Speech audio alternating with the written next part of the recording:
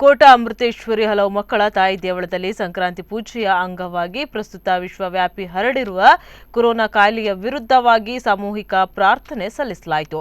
ದೇವಳದಲ್ಲಿ ಪ್ರತಿ ಸಂಕ್ರಾಂತಿಗೆ ವಿಶೇಷವಾದ ದರ್ಶನ ಸೇವೆ ನಡೆಯುವ ಹಿನ್ನೆಲೆಯಲ್ಲಿ ದೂರದ ಊರಿನಿಂದ ತನ್ನ ಕಷ್ಟ ಕಾರ್ಪಣ್ಯಗಳನ್ನು ಶ್ರೀ ದೇವರಲ್ಲಿ ಪ್ರಾರ್ಥಿಸುವ ಸಲುವಾಗಿ ಭಕ್ತರು ಭೇಟಿ ನೀಡುತ್ತಾರೆ. ಅಂತೆಯೇ ಶ್ರೀ ದೇವಳದ ವ್ಯವಸ್ಥಾಪನಾ ಸಮಿತಿಯ ಅಧ್ಯಕ್ಷ ಆನಂದ್ ಸಿ ಕುಂದರ್ ವಿಶ್ವವ್ಯಾಪಿ ಹರಡಿದ ಕೊರೋನಾ ಕಾಯಿಲೆಗೆ ಅದೆಷ್ಟು ಜನರನ್ನ ಬಲಿ ತೆಗೆದುಕೊಂಡಿದೆ, ಇದಕ್ಕೆ ಮುಕ್ತಿಗಾಣಿಸು ಎಂದು ಪ್ರಾರ್ಥಿಸಿದ್ರು. ಪ್ರಾರ್ಥನೆಗೆ ಉತ್ತರಿಸಿದ ದೇವಿಯು, ಈಗಾಗಲೇ ಭಕ್ತಿ ಎಂಬುದು ಭಕ್ತರಲ್ಲಿ ಕ್ಷೀಣಿಸತೊಡಗಿದೆ. ಭಕ್ತಿಯೊಂದಿದ್ದರೆ ಆ ಭೂಭಾಗದಲ್ಲಿ ಯಾವುದೇ ತರಹದ ಕಾಯಿಲೆಗಳು ಸುಳಿದಾಡಲು ಸಾಧ್ಯವಿಲ್ಲ.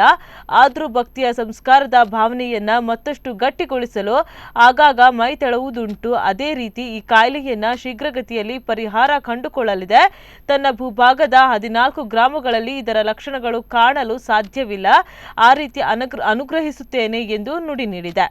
ಈ ಸಂದರ್ಭ ದೇವಸ್ಥಾನದ ಆಡಳಿತ ಮಂಡಳಿ ವತಿಯಿಂದ ನಡೆದ ವಿಶೇಷ ಪೂಜೆಯಲ್ಲಿ ದೇವಸ್ಥಾನದ ಆಡಳಿತ ಮಂಡಳಿಯವರು, ಊರ ಹಿರಿಯರು ಮತ್ತು ಭಕ್ತರು ಉಪಸ್ಥಿತರಿದ್ದರು.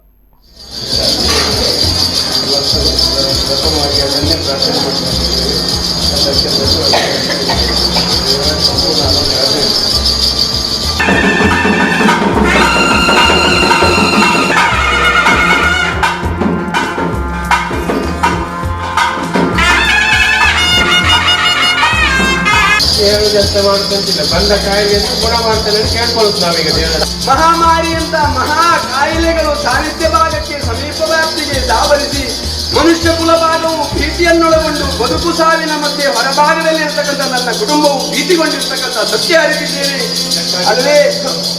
ಅದೇ ರೀತಿಯಲ್ಲಿ ಭಕ್ತಿಯು ಕುಂಠಿತಗೊಂಡಲ್ಲಿ ನಾನು ಹಸ್ತವನ್ನಿಟ್ಟು ರಕ್ಷಿಸುವುದು ಕಷ್ಟಸಾಧ್ಯ ಅಲ್ಲವೇ? ನಿನ್ನ ಭಕ್ತಿಯನ್ನ ಮೆಚ್ಚಿದಂತ ತೃಪ್ತಿಯು ಪಾಠವಾಗಿ ಉಳಿಯಬೇಕು. ಈ ಭಕ್ತಿಯನ್ನ ಎಲ್ಲ ಕುಟುಂಬಗಳು ಸೇರಿಸಿಕೊಂಡಲ್ಲಿ ಬರುವಂತ ಮಹಾ ಕಾಯಿಲೆಗಳನ್ನು ಮಹಾಮಾರಿಯಂತ ಮಹಾಶಕ್ತಿಯಲ್ಲಿ ತಡೆ ಹಿಡಿಯುವಂತ ಶಕ್ತಿ ತಾನೇ ಮುಂದುವರಿದರೆ ಸಾಕು.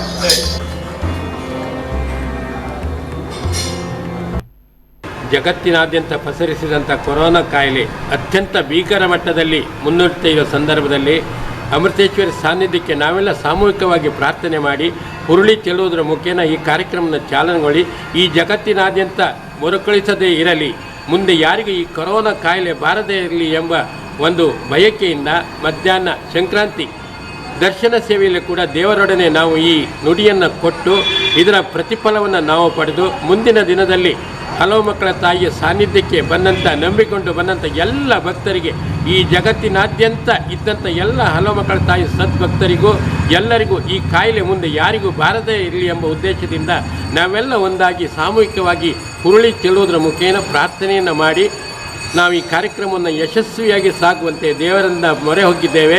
ಸಾಮೂಹಿಕವಾಗಿ ಇವತ್ತಿನ ಕಾರ್ಯಕ್ರಮದಲ್ಲಿ ಸುಮಾರು 300-400ರಷ್ಟು ಜನ ಭಾಗಿಯಾಗಿದ್ದಾರೆ. ಈ ಭಾಗಿಯಾಗಿ ಎಲ್ಲರೂ ಏಕಾಏಕಿಯಾಗಿ ದೇವರೊಡನೆ ಹುರುಳಿಯನ್ನು ಎಲ್ಲರೂ ಚೆಲ್ಲಿ ಪ್ರಾರ್ಥನೆಯನ್ನು ಮಾಡಿ